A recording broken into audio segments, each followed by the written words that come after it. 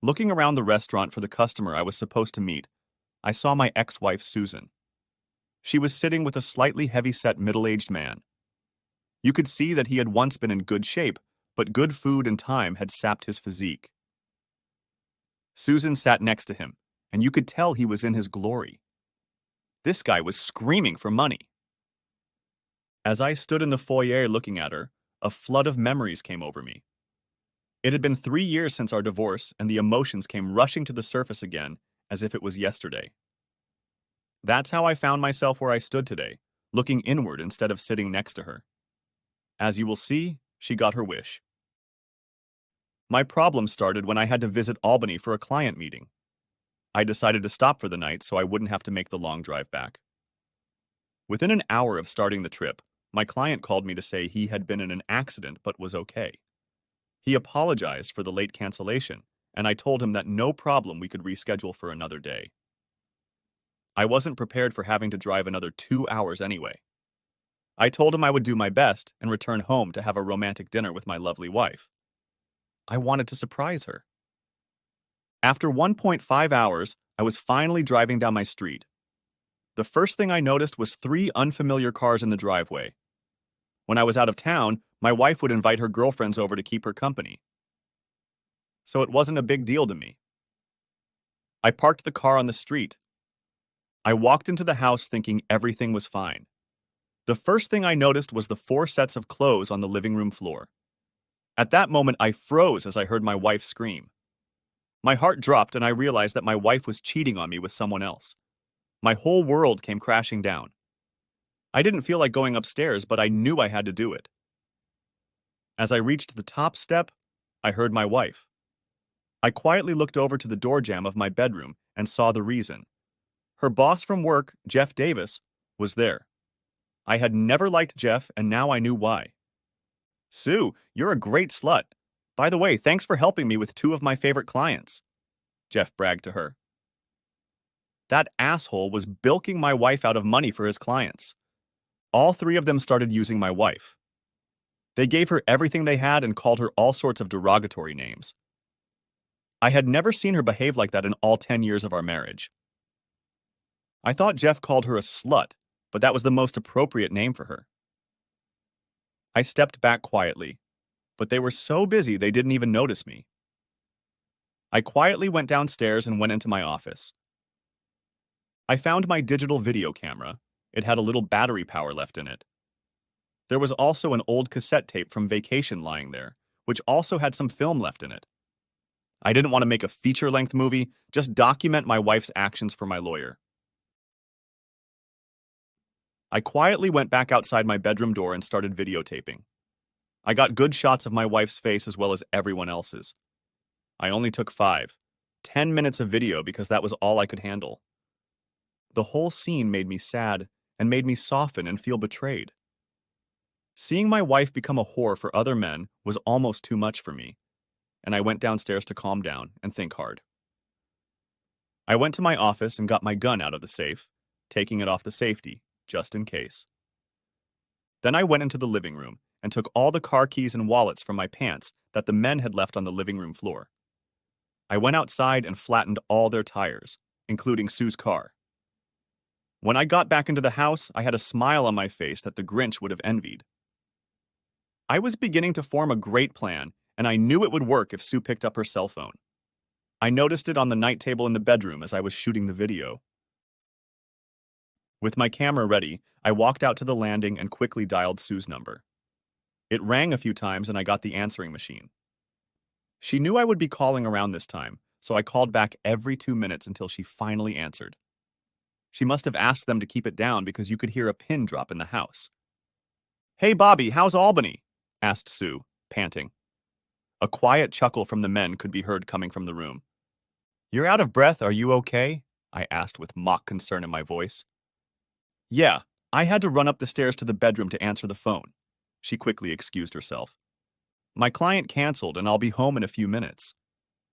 "I was wondering if you wanted to go out to dinner," I asked in a flat voice. Inside, I was angrier than I had ever been in my life. "Are you coming home now?" she asked in a nervous voice. "Sounds great," I just need to pack, babe. I'll see you later. She said all of this very quickly and hung up before I could answer. I laughed to myself because I knew what was going to happen in a minute. Sure enough, 4 men started down the stairs to the living room. The men ran out at the same time and Sue pushed her shoes and jacket out behind her. She went to the door and looked out, hoping they would be gone before I went outside. If she hadn't been so excited, she would have noticed my car parked on the street in front of our house. The men all started yelling to her at once, and she walked up to the porch to hear what they were talking about. At that very moment, I closed the front door and locked it behind her. My wife only saw my face as I closed the door and tried to peek out the side window to talk to me with pleading in her voice. The time for talking was over. All the other men returned to my porch and began pounding on my front door within minutes. I knew they wanted purses and keys. I called 911 and reported that someone was trying to break into my house. The dispatcher said she had just received a call from one of my neighbors. I gave her my name and address. 2 minutes later, a black and white car showed up outside my house. I waited for the police officers to question my wife, opened the door, and stepped out to the 2 police officers who arrived on the scene. Officers, these men assaulted my wife and I want them all arrested, I stated to the police officers. This elicited an instant reaction from the men. They all started yelling at once. I was invited. She wanted this for herself, and she wanted this from all of us. Everyone, including me, looked at Sue for an answer. She lowered her eyes and didn't look me in the eye. She said in a thin voice full of shame, I invited those men into my home. I did it of my own free will. All the men seemed relieved that they were not facing charges. At this time, 2 more police cars showed up. At my request, they wrote down everyone's names for the report. The head policeman then said to me, if your wife invited these men into your home and they are all over the age of 18, there is little we can do to help you. I would suggest you see a psychologist or something. He said this while looking at my wife like she was a piece of shit on his shoe. I told the cops to call a cab and that Mrs. Thomas shouldn't go back to that establishment today. One of the guys called a cab because he found that all their tires were flat. They tried to accuse me of taking their wallets and keys, but I told the cops I had no idea what they were talking about. I turned around and walked back to the porch. Sue stayed with them until the cab arrived. I stood on the porch and stared Dagger in the eye. My wife tried to come up to the porch and talk to me, which was a very brave thing to do at that moment. Had she known how angry I was and that I had a gun with me, she might have started running the other way. Bobby, I'm so sorry that... She tried to say something, but I cut her off halfway through. You broke my heart, and I'll never forgive you. Jeff called you a slut, and I think it's appropriate. From now on, I will call you slut, and I will never use your real name again. If you need to talk to me again, do it through Tad. And with that last comment, I walked into the house and locked the door, leaving her standing still. She ran back to the group, crying, and Jeff tried to hug her. She pushed him away, and somehow I felt a little better about it. The good feeling quickly faded when I got back to the bedroom. I picked up the mattress and tossed it on the front lawn. I went to the garage and grabbed my toolbox. I started to disassemble the bed and threw it piece by piece on the front lawn along with the mattress. I went back into the bedroom and picked up Sue's cell phone from the floor. I checked the list of her numbers and messages. Sure enough, she had nasty emails, pictures, and even videos. Judging by the pictures, she knew them very well. I started looking for trash bags to put all her clothes in, and I had to laugh at myself. I was considerate of her, but those days are gone. I moved all the drawers in our bedroom downstairs and put the contents of each one on the front lawn in a separate pile. Then, I tackled all of her extra stuff in the guest room. It was there that the next surprise awaited me. And I took all the dresser drawers from the guest room out onto the lawn, as well as Sue's stuff from the bedroom. The last bottom drawer was stuck and wouldn't open all the way. I wasn't in the mood, so I took my anger out on the drawer.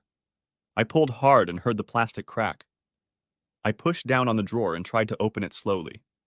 It opened immediately, and I saw what the cause of the problem was. Underneath the drawer were 7 or 8 DVDs. I had broken one of the plastic cases, but the discs were still in good condition. Looking at the discs made my heart ache again. I didn't think I could feel any worse, but I did. As I walked down the stairs, I read the titles on the discs, and it didn't make me happy. I went to the living room and put each disc onto watch. The first was Sue with her best friend Sarah at Sarah's house. Sue used to help her at the Avon parties every Tuesday and Thursday, or so I thought.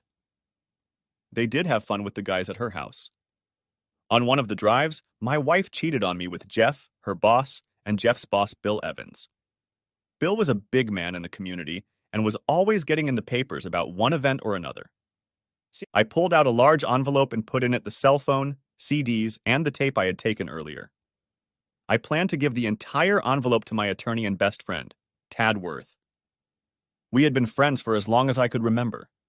He was one of two people in the world I truly trusted, and the other didn't matter anymore. I looked over at the computer desk and saw Sue's computer. I pressed the spacebar and it came to life. I made copies of everything on the computer. Every file, email, photo, and video I copied. It took about an hour to do all the copying, and then I sat down and started going through my wife's computer. There were videos of her cheating, just like the ones on the discs I had found. I then started reading her emails from the last 6 months. She tried to hide them under some stupid file names, but I found them. She had a few emails from Jeff and other men. The rest were between her and Sarah. I read one letter last week that almost killed me. I thought about using a gun, but realized she wasn't worth it. I had to be strong. The one letter that upset me so much was from Sue to Sarah. Sarah asked her why she didn't leave me and become single again. She also asked Sue for the perfect description of what she wanted in a future husband. Here's what she replied. Sarah, I don't want anything to do with him right now. Bobby is as loyal as he is stupid. I feel like it's only a matter of time before he finds out about my secret lifestyle. He's not really stupid, just blinded by love. He's kind of let himself go lately. His belly is getting bigger every day. Sometimes he's hard to attract when I compare him to those studs. I also hate the beard and mustache.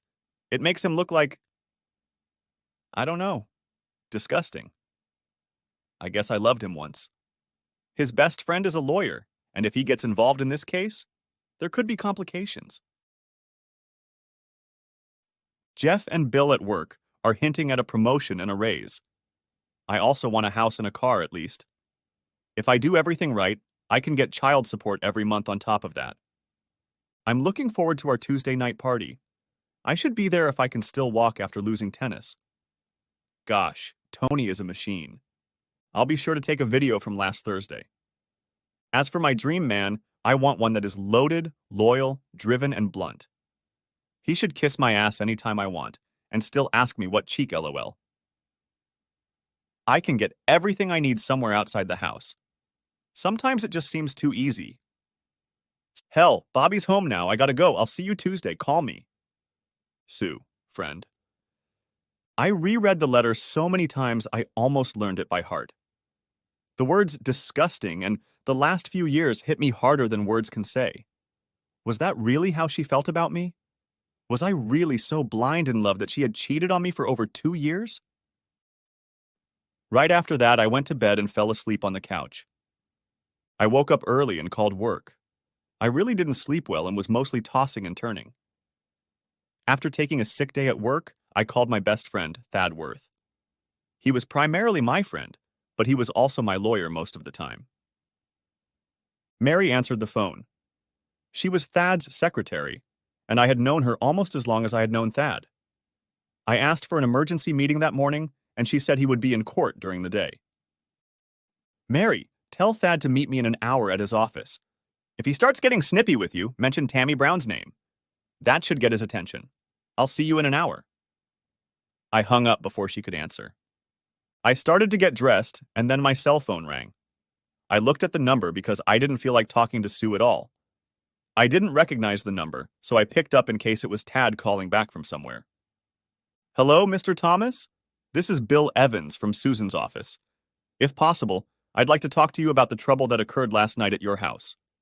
If you see fit to meet with me at my office today, I would like to help settle the situation for all parties involved.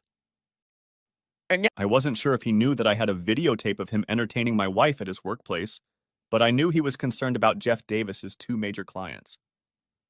Besides, my wife and Jeff were valuable to him. I don't think he wanted to lose his valuable employees. And I also knew he was worried about negative publicity for his company and him personally. Mr. Evans, I have an important meeting this morning, but I promise I will call you back at this number before noon to make arrangements for today. I reassured him. My tone was even, and I pretended that he could talk some sense into me. He was in for a big surprise. As I walked out the door, I could still see what looked like a very strange yard sale. The broken bed and all of Sue's clothes were still there. One of my older neighbors waved at me, a funny expression on his face. I knew I was going to be a 9-day wonder, as they say in the news business. It was a close neighborhood. I drove downtown and grabbed a bite to eat.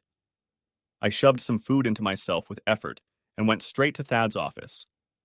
There was a cup of coffee waiting for me at Mary's. Lots of cream and no sugar. We'd really known each other a long time.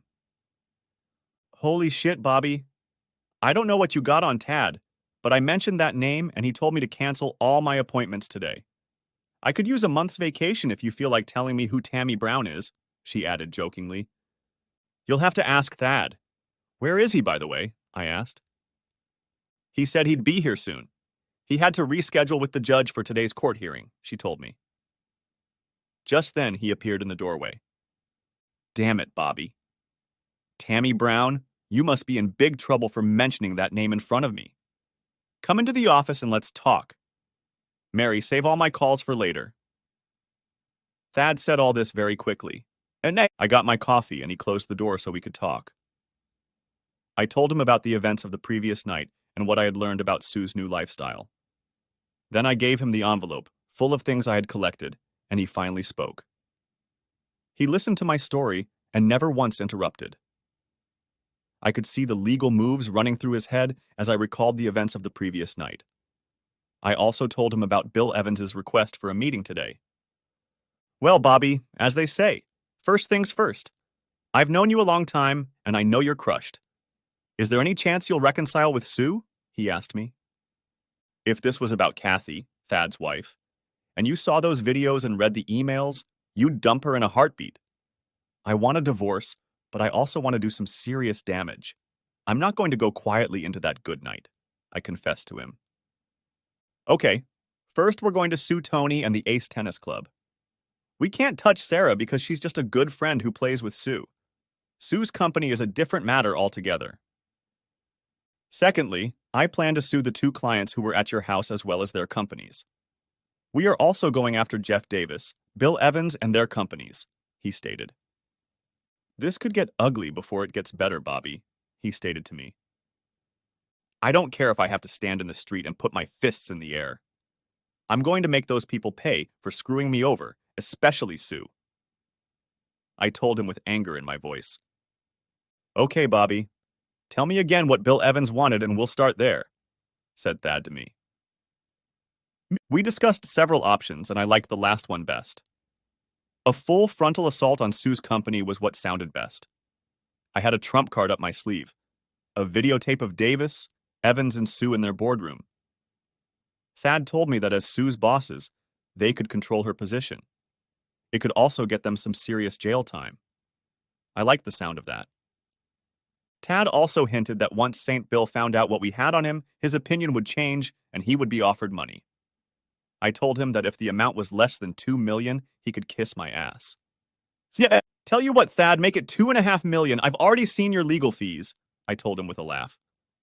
Come over tonight at 7 p.m., and Kathy will make us both a nice dinner. I think you could use a break from home, he demanded. I called Bill Evans back and made an appointment for 2 p.m. Mary stopped by the office right afterward. Thad, you have a call on line 1, she told him. Mary, I said no calls. He got angry. I'm sorry, Thad, but it's Susan. She wants to talk to you and I thought you might want to answer. Mary continued. Sorry, Mary. It's been a long day and it's just beginning. Does she know Bobby is here? he asked her. Not that I know of, Thad, she objected. Tell her I'll talk to her in a minute, he said, already softer, as Mary walked quickly to the outer office. She's probably already found her cell phone, computer, and all the DVDs. I bet she's pissed that I spread all her shit out on the front lawn along with our bed, I told him. Wow, you had a busy night. Let me do the talking and stay out of the conversation. As your lawyer, I have some things to take care of right now, he hinted to me, picking up the first line.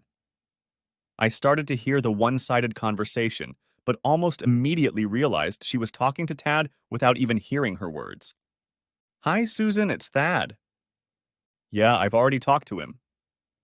Bobby is a great guy and my friend. I thought you, of all people, would have his back and not stab him in the back. No excuses, Sue. I'm not in the mood, and yes, I'm going to represent him. He has a very strong case.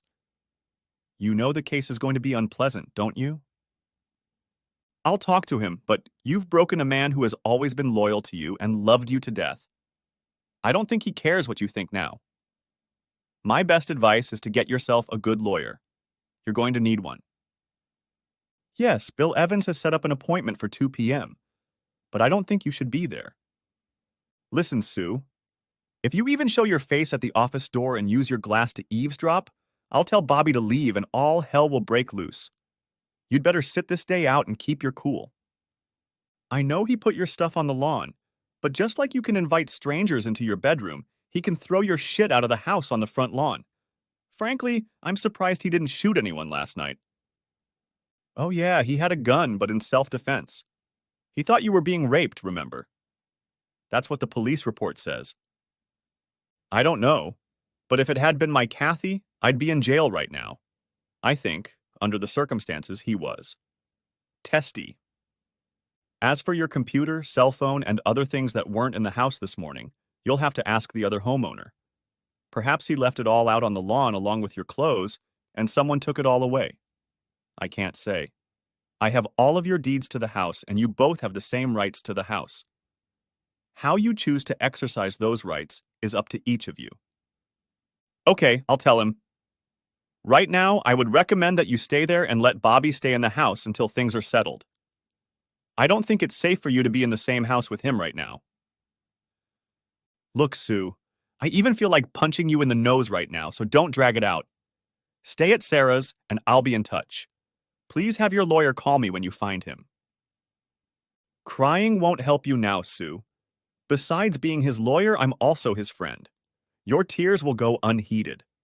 I can be a ruthless bastard when I want to be, and this seems like the perfect occasion. I've always liked you and respected you until today.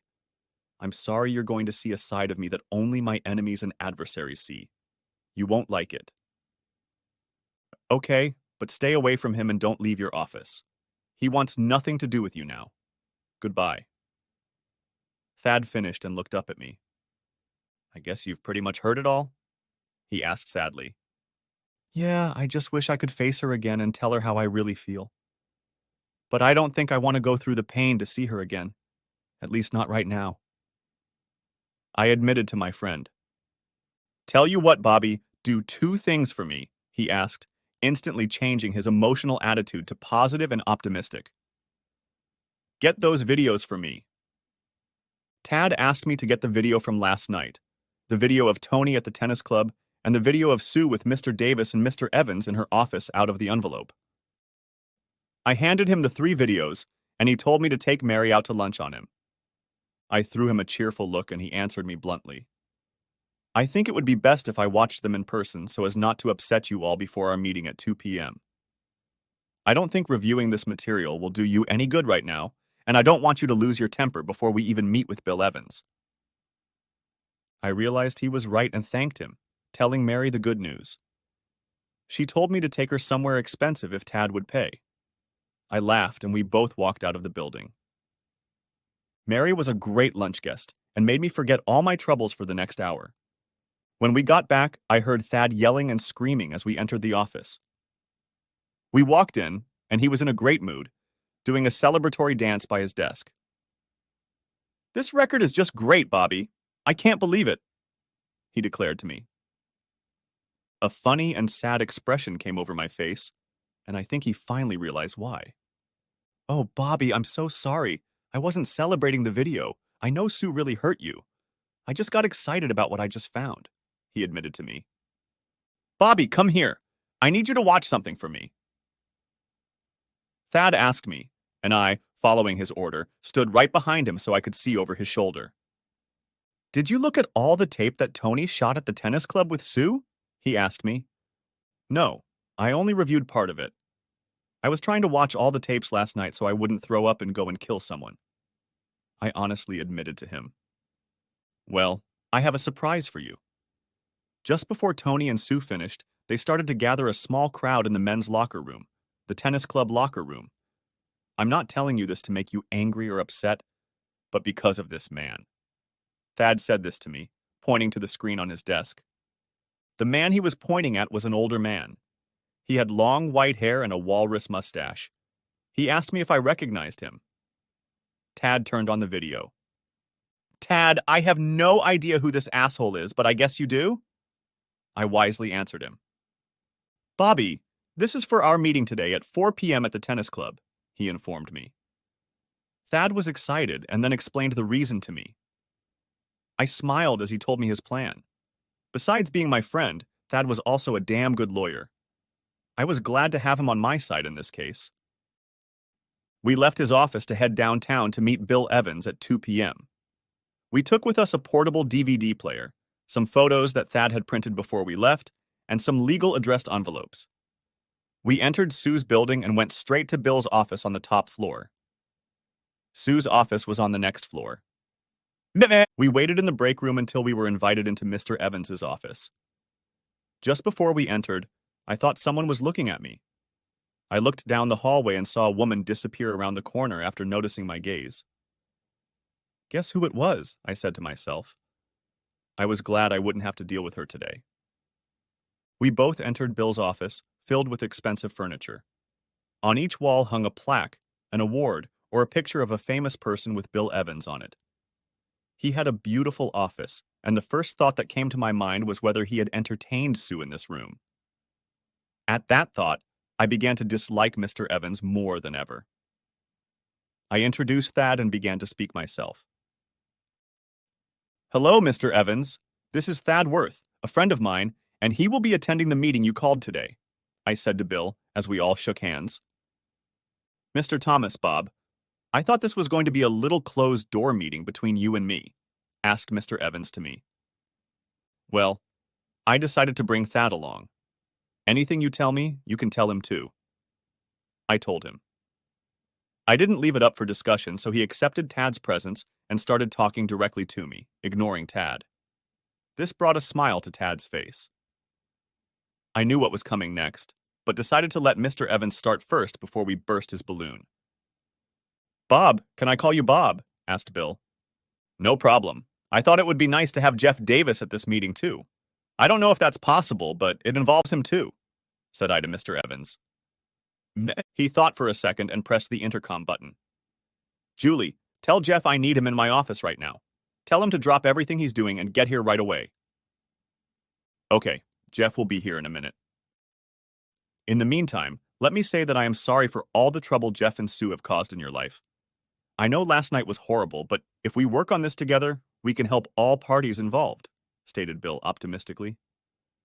"So what are you up to, Mr. Evans?" I asked, waiting for Jeff to arrive.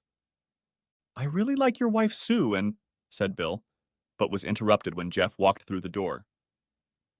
He stopped in place and seemed about to turn around and leave, but Bill ordered him to sit down. Reluctantly, he sat down and didn't look at me. "Jeff, I just wanted to say that I like Sue a lot. Almost like a daughter," he started to say when Tad interrupted him. "Are you saying you like incest too, Mr. Evans?" asked Tad, catching him off guard. I started laughing because I knew what Tad's comment was referring to. "What did you say? I like incest? What the hell does that mean?" Tad asked with righteous indignation. "Well, let me show you. A picture is worth 1,000 words, as they say," said Tad, placing the DVD player on Bill's desk. "These are stills from the video you'll see in a minute." Tad held them out to Jeff, not Bill. Jeff's eyes got as big as saucers, and he slowly held them out to Bill. There was no doubt in the pictures as to who was in them and what they were doing. Jeff, are you telling me you were stupid enough to videotape this and even hand out copies? Asked Bill, almost unable to find the words. It was obvious that Jeff didn't know what to answer, and his tongue was completely slurred. Well, Mr. Evans, that's how it's going to go down. By the way, I'm Bobby's lawyer and also his friend. So let me tell you what we want and how we want you to handle it, said Thad to the stunned audience. I loved every minute of it. First, Sue gets to keep her job, period. Bobby thinks she needs a job, and she seems to get along just fine with everyone here, he said to Bill with a slight wink. Secondly, Mr. Davis is not welcome here, period. Sue stays and this guy goes, Thad said to Bill, pointing at a stunned Jeff. Third, we want you to make us a monetary offer that won't insult our intelligence. We will only consider your first offer and respond yes or no within 5 business days. We were planning to go to court before the 2 months are up, or maybe sooner if we need to. Before they could say anything, Thad pressed play and turned the screen around so Bill could see him. Jeff didn't need to watch, since he was the one in charge of videotaping. Bill just watched with his mouth open. I could see the gears in his head working overtime. He was thinking about how to save his business, his reputation, his family life, and above all, his money. I knew something was about to happen. Jeff, when these gentlemen leave today, we're going to have a very serious conversation about your future work here. I'll talk to my attorney and see if we can agree on an amount that will suit you, Thad. You both realize that it could be very bad for business if this gets out before my offer is accepted, stated Bill, thinking out loud. Don't worry, Mr. Evans. Your secret is safe until we see your serious offer. However, I wouldn't be in a hurry to fire Mr. Davis right now. He may have a few extra copies of the videotape. He can use them as leverage if we don't. You and Mr. Davis can discuss it yourselves. And by the way, you're both facing jail time. Thad told them as we both got up to leave. Tad took the DVD player and the pictures we had brought. We left as Bill and Jeff were about to have a heart-to-heart talk. I wanted to ask Tad something, but he told me to keep quiet until we were outside. I didn't notice my wife standing around the corner trying to overhear our conversation, but he did. The last thing I heard was Mr. Evans barking into Julie's intercom. Get Sue Thomas down here right away! I smiled as I knew the meeting was going to be interesting. Bill soon found out that I had found a DVD of him at our house. When we went outside, I asked him why he had given Jeff a way out by suggesting that he use his own videotape against Bill. Divide and conquer like they always say, Thad answered me. It's best if they don't act as a team, but each for himself. Then, if Bill makes a joke suggestion to us, we'll start playing against each other. I also know that Jeff and Bill have families and go to church. You can't tell from their videos, but they don't want to rock the family boat right now. Thad spoke a wise word to me. As I walked out of the building, I realized that this would now be the place where my wife cheated on me, not the proud place where my wife works. I felt sad at that thought, as well as many others running through my head. Thad brought me back to reality. Okay, let's have a beer before our next meeting at the tennis club at 4 p.m. We could both use one right now, and I need to ask you something, but I don't know how to do it yet. Tad was telling me this as we drove across town toward the tennis club. We stopped at a nice little bar restaurant next to the tennis club. Tad ordered 2 beers and started talking to me. Bobby, I think Bill Evans will make an offer, but only for just under $1 million. I know his legal team from another firm and they're very good. The head one of them is also a realist. I will call him tomorrow and hint that an unsuccessful low offer will not be good for his client's business or family life. I'll suggest they make it for about $3 million or forget about it altogether, he told me. Next, I need to know if the offer falls through, which it might, whether I can drag Susan through the mud. I won't be nice to her, as it were. I can't do anything, but what I know will win the case. If it comes to that, I, as your legal representative, will be doing an unpleasant job. The case could get ugly and very public. I will use every tool at my disposal to win our case. You may not like all the details that may become public about Sue, your marriage, and possibly your life. I'll make her look like the whore she's turned into. I don't know if you've thought about that at all, added Thad at the last moment. Yes, I have thought about it, but I'm a greater man than all these people think of me. If it has to be done, you have my blessing. I'd like to go down the road of offering money before we get too crazy. I hinted to Thad. Okay, we'll see what St. Bill offers you first. If it's bad, I'll file all the necessary paperwork the same day. I'll also enlist my connections at the newspapers and friends at the 3 local news stations. They'll be happy to have videotapes or footage, even if they have to put blue bars in front of the obscene places, as they say in Monty Python. Tad, you've always been there for me, and I trust your judgment. I just wish all this never happened. It was more fun to be the clueless husband than the public cuckold of a cheating wife. You have my permission to do whatever is necessary. After all, I'm not the one who started this shit, but I'm going to end it soon. I told him with anger in my voice. Okay, Bobby, no problem. Now let's go over the materials for our next meeting. This guy, Mr. Harry Rydell, is the owner of the Ace Tennis Club. He's the guy I showed on the video in my office, he informed me. He'll tell you that the adults will be adults, and there's nothing he can do for us. Even Tony, the tennis coach, can get fired for nothing. He can rehire him next week. I checked. Tony is very popular there, especially with the ladies, if you know what I mean. He can hire him back to save face in front of the members. But remember, Bobby, it's mostly the men who pay for the club dues, and the women go too. Don't forget that fact because it will make a big difference with Mr. Rydell. He explained to me how things worked. We arrived on time, and it was safe to say that Mr. Rydell and Thad disliked each other. That became clear as soon as Rydell spoke.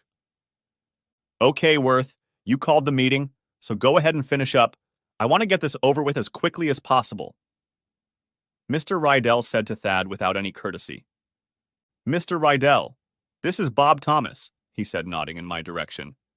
And his wife is a member of your club. It has come to our attention that Tony Simba, your tennis instructor, is having an affair with Mr. Thomas's wife. We want to know what you intend to do about it, finished Tad. He waited for Rydell to start talking, but even I knew he was going to shift gears and tell Tad to back off, and in equally verbose terms. Look, what 2 adults do in the privacy of their own home on their own time is up to them. I'm not their mother, Worth, so stop wasting my time, Harry Rydell told us. As for you, Mr. Thomas, if you can't make your wife happy in the bedroom, don't come crying to me and blaming me if she puts horns on your sad ass. There are a lot of unhappy wives who go to Ace Tennis Club. Some of them keep coming back because of the personalized service my staff gives them, if you know what I mean. Harry said this with a wink at me. I would have reached out and punched him, but Thad took my wrist and told me to be cool and follow his lead. You see, Harry, you're assuming that this happened outside the club and that it didn't happen with the full knowledge and approval of the owners. It would be wrong of you to assume that, Harry, Tad told him, as he pulled out a DVD player and set it on the table. Tad pressed play and turned the screen toward Harry. He could see that he didn't like the look of the videotape.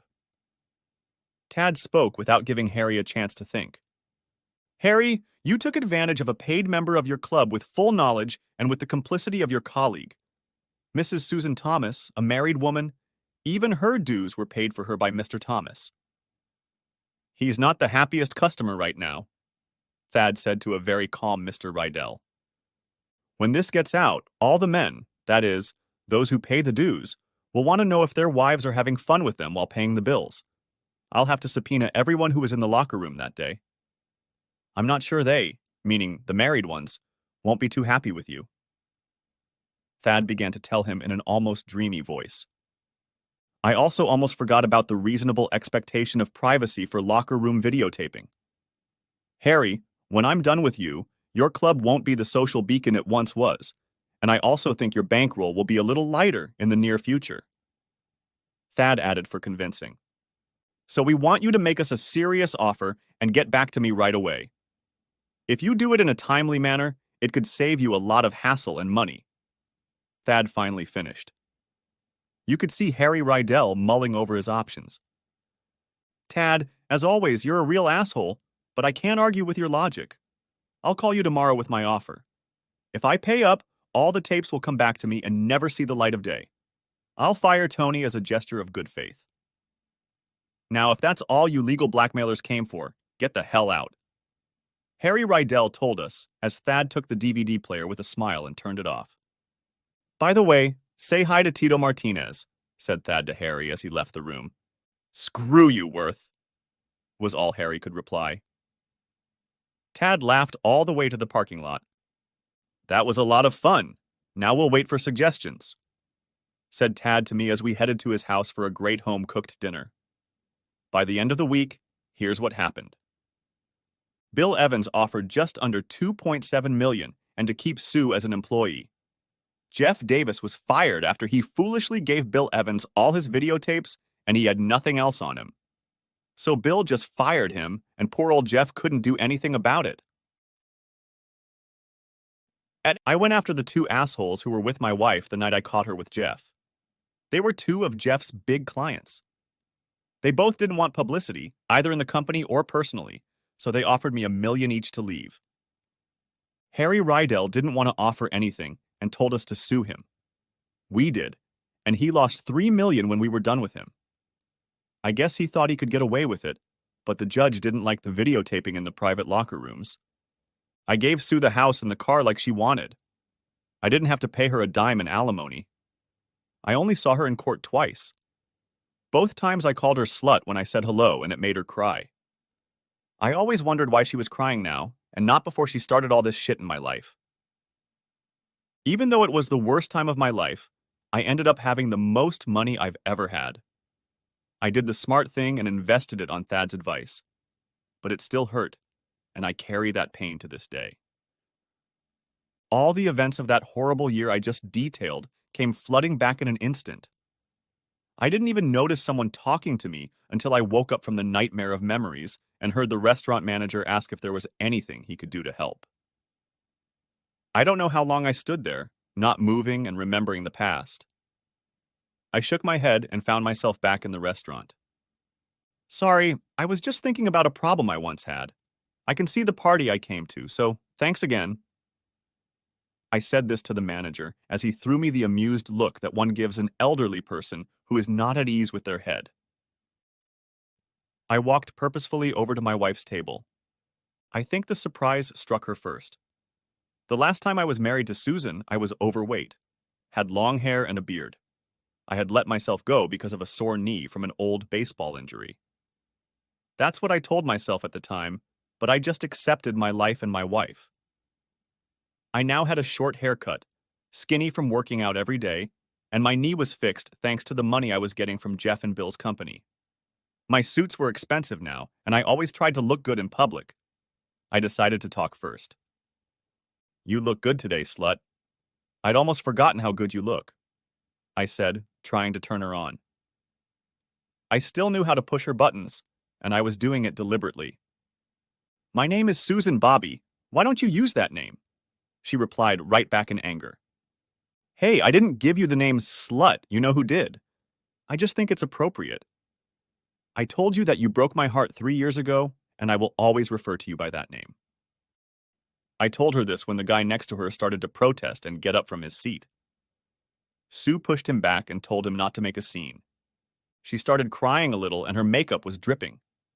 Her companion said, Go powder your nose, Sue, and tidy up your pretty face. I'll take care of that asshole for you. And with those words, she stood up and looked me in the eye, and I looked back. With that one look, I must have shown all the pain I'd been carrying around for the past 3 years. She started crying again, even harder. I was surprised she had any feelings for me left at all, or maybe she still felt guilty. I think it was a mixture of both. I expect you to be gone when I get back, she told me, tears streaming down her face. I only had time to notice the very large wedding ring on her finger before she wiped her eyes with her hand and went to the ladies' room. I take it you are Bob Thomas, Sue's ex-husband? He asked me with disgust in his voice. Yes, and you must be Slut's new wish come true, I told him, seeing the anger rising across his face. I'm Sue's financier, Peter, and I'd stop calling her that if I were you. He tried to speak boldly, but I could see he really didn't want to make a scene. I did this to talk to you privately. I have 3 questions for you and I'll be out of your life forever. I told him this, and a questioning expression appeared on his face. I've been in your shoes before, and I don't want my fate to befall someone else again. I suppose Slut told you that I was a shitty husband, beating her, neglecting her, or chasing skirts. I asked him about it and saw that was exactly what she was telling him. Well, I'm not here to defend my reputation to you. Honestly, I don't think it would do any good. I just wanted to know first, does Sarah still have her parties on Tuesdays and Thursdays at her house? I asked him. Sue helps Sarah on Monday and Wednesday selling jewelry at the parties. Shows how much you remember, he quipped. Okay, does she still take tennis lessons on Saturday? I asked quickly. Sue plays racquetball on Sundays. You have a bad memory since you were married to her for so long, he said with triumph in his voice. Okay, one last question. Have you ever looked under the bottom drawer of the dresser in your guest room? I quickly asked. No, why would I? He objected. Those 3 questions I asked you are why we're no longer together. I still have all the divorce stuff in my office. Legal shit, emails from Sarah and Hooker, and hours of videotapes. I've always kept them with me for the last 3 years, so I figured you should have them. I said this, pulling a very old and folded piece of paper out of my wallet. This is what Slut wrote to Sarah when she asked to be rid of me before I discovered that Slut was cheating on me. I didn't know her at all after I read that letter, and I probably don't now. It's all because of you, I said, holding out the paper to him. I knew Sue well, and I knew she was a compulsive creature of habit. She always did the same things the same way. Sometimes it drove me crazy. I also had a feeling that when she got a new man, she would still do the same thing she always did. He seemed hesitant to take the piece of paper, but I guess curiosity took over. He reached out and opened the letter. I've carried it with me for the last 3 years, rereading it from time to time and trying to improve my life so that no woman would ever write that about me again. Of all the videotapes and other things I've learned about, this letter hurt the most. I think that's why I still carry it with me to this day. It's the same letter I told you about earlier in my story. Peter slowly read the letter and put it on the table. He took out a pen, quickly wrote a note on it, and, to my surprise, walked out of the restaurant. Didn't look back, didn't thank me, didn't say anything. He was completely stone-faced. I reached over and looked to see what he had written on her old letter. Sue, I'm going back to the house for a minute. Please stay here and I'll call you in 15 minutes. Please wait here for me. For some strange reason, I need to look in the bottom drawer of the dresser in the guest room. I'll be right back. Peter. I knew he had an epiphany, even if he didn't like the way it looked. Something told me that on all 3 issues I had hit too close to the mark. The letter was the last straw, and I think he needed to see for himself. I left the note in front of Sue's desk and left. There was no way I was going to sit in that restaurant tonight with anyone. I went back to the lobby and called my client. They said they were running late anyway and wouldn't mind rescheduling. Before I left, I looked back at the table. Sue had returned to the table and was looking around for Peter. She sat down, looked at her old letter, and at Peter's note written below. Her face went white as a ghost's when she recognized her old letter and what Peter had written to her. The last time I saw my wife, she was crying so hard that the whole restaurant was looking at her. I felt sorry for her, but I didn't care anymore. That was the last time I saw her again. I'm still wondering if Peter found anything in the dresser drawer. Sue's crying suggested to me that he might have. The end. Thanks for watching. I hope you enjoyed it. So subscribe to my channel and watch the next video.